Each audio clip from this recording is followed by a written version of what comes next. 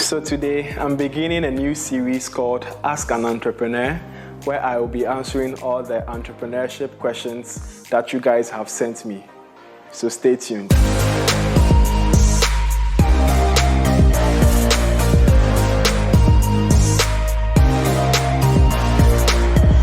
Hey guys, so welcome to another episode of Entrepreneur Weekly, the channel for up and coming entrepreneurs, where we talk about entrepreneurship and startup life. My name is Isaac, and if you have already subscribed to the channel, thank you for your support. Alright, so let's jump into your questions and start answering them. So the first question says, what challenges do African innovators face? What are the top challenges that African innovators face?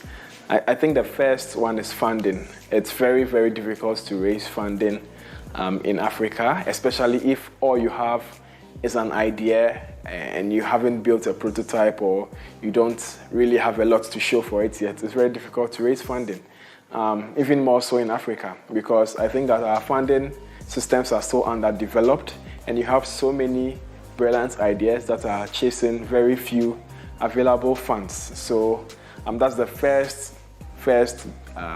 challenge that African innovators face. So the second challenge I think that innovators face in Africa is human capital, finding people who have the right skills. So it's very difficult, especially if your solution is highly technical, to find people who have the right skills that are willing to work for a startup, especially if they could be earning more elsewhere, because people with the right skills are in high demand and very short supply, and there are so many bigger companies that are able to offer them more offers. So which means that young innovators that are now starting up, that are now trying to build their startups, find it difficult to bring these people on board. Slows down the rate at which they could potentially scale their innovation. So that's the second thing I see. The third challenge I see is when it comes to the legal side of things, legal systems. Especially if you're in Africa, legal systems can be very, very frustrating. There are times where people feel like you should pay them bribes for them to do the things they are being paid to do, especially in our legal systems, registering your company, figuring out tax stuff, etc. And all of these can be challenges, especially when you're trying to bring your innovation on board. I think that one other challenge also is the lack of entrepreneurship know-how for innovators, because when you look at innovators, usually they are the visionaries of the idea and the solution, and they are typically not very business inclined. And so then how to actually turn that innovation into a business, they lack that know-how. So I think that these are the top challenges that innovators in Africa face. All right, so the second question says, what methods can be used to encourage more African engineers to develop technology in Africa? So I don't think there is any method per se. I think that the most important thing is for you to discover a problem, a real problem, and come up with solutions that solve the problem in a way that is better than existing solutions and which people are willing to pay for. So I think that's just the basics. That's just the fundamental concept of problem solving and innovation. Looking for real problems that face people and coming up with solutions that solve the problem in a superior way that people are willing to pay for. Next question says, what advice do you have for young Africans interested in engineering or technology? Well, for me, I see a future where engineering and technology is being used more widely to solve problems that are unique to us as Africans. And so if you're able to spot a problem and develop a solution that works and works very well, I think that the future is very bright for you. Even though the journey is going to be hard, long and tough, I think it's still a journey that you should definitely undertake. So if you take this journey, it's definitely going to be worth it. Next question says, what advice will you give to young students who want to start their business at a young age? So my first advice, solve real problems. Look around you. Start from your immediate environment. In your school, what problems do you have? What problems do you see? Can you provide solutions to those problems? That's a good place to start. Second advice, team up. You don't have to do this alone. Find other people that are passionate about the things you are passionate about. Team up with them and work together. You'll be able to combine your resources and your knowledge, and you'll be able to go further, faster. Third advice, get a mentor. So as a young student, there's so much you need to know in order to become a good entrepreneur. And usually, if you want to go on your own, it's going to take you long to get to know all of these. If you have a mentor, you can really cut that time by a significant amount. So get a mentor and learn from that mentor. Last advice, develop your knowledge. In fact, your mind should be a sponge. Read as much as you can. Learn as much as you can.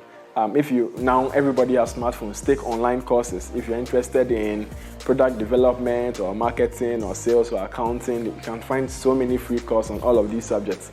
Take a few of those. In fact, just let your brain be a sponge and learn as much as you can. That's how you get better. So if you like this video so far, hit the like button.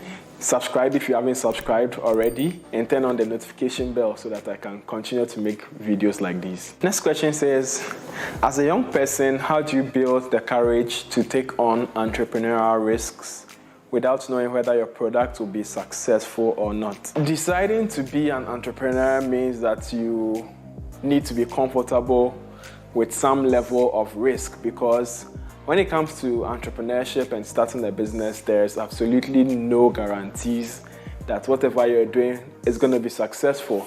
But there are definitely things that you can do to reduce that risk.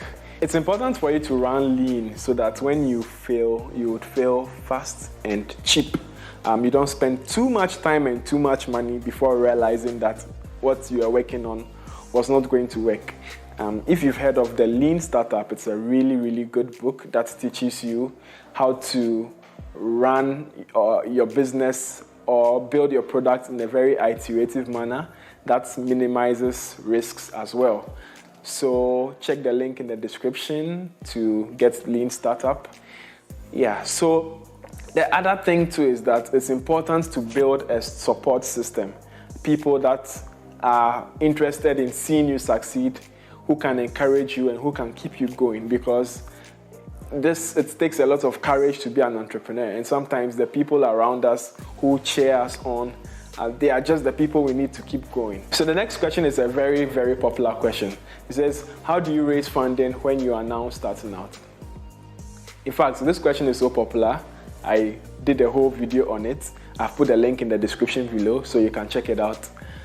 There are so many ways you can raise funding when you're now starting out. Firstly, there is personal savings, which I think you should definitely consider when you are starting out, because if you're not willing to put your own funding in, you shouldn't expect anybody to give you their money. There are also pitch competitions, there are grants, there are accelerators, there are incubators. All of these are different ways to raise funding for your startup. In fact, there are some businesses that you can even raise initial funding from pre-orders. So if you're fortunate enough to have a business like that, then good for you. But the bottom line is start from your own resources before you go looking anywhere. You have a better chance of raising funding if you have something to show rather than just an idea. So start from your own resources if you can. Alright guys, so that's all for today. I hope you liked the video. If you have any more questions about entrepreneurship, startup life, you can drop them in the comments and I'm going to be answering them on the next episode of this series. If you haven't subscribed already, please hit the subscribe button, turn on the notification bell, and like this video so that I can keep doing more videos like these. So see you next week and stay awesome.